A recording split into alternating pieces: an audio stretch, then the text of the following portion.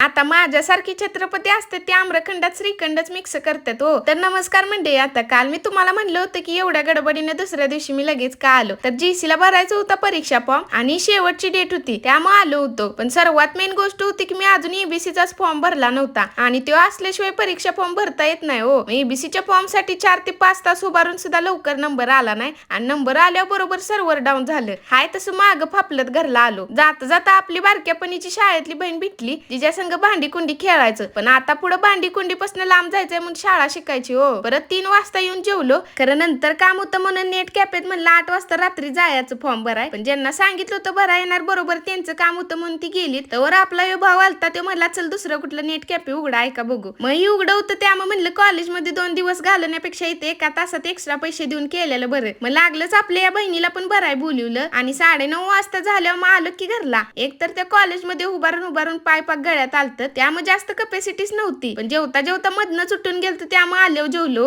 आणि ती श्रीखंड आणि आम्रखंड वेगवेगळं कवा खात बसायचं म्हणून एकातच घालून विषय संपवला. आणि जे टेन्शन होतं 4 दिवस जाणार ते 2 दिवसातच काम आटपलं. कारण की परीक्षा फॉर्म लगेच भरून झाला. मग त्यामुळे तुम्ही लगेच लाईक सबस्क्राईब पण करून घेऊ शकताय.